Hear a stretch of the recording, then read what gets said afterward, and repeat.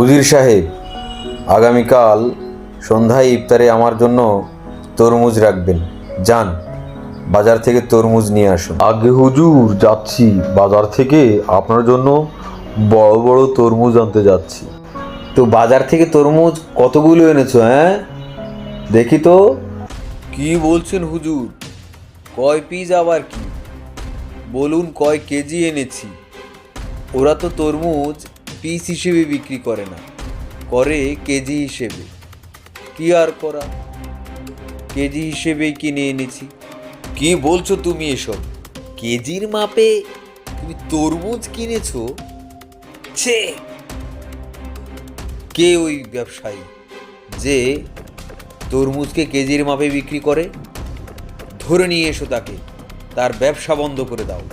আমার রাজ্যে তরমুজ কখনো কেজিতে বিক্রি হবে না, কারণ তরমুজ ওরা পিস হিসেবে কিনে, তাদেরকে পিস হিসেবেই বিক্রি করতে হবে। এটি আমার রাজ্যে এলান করে দাও।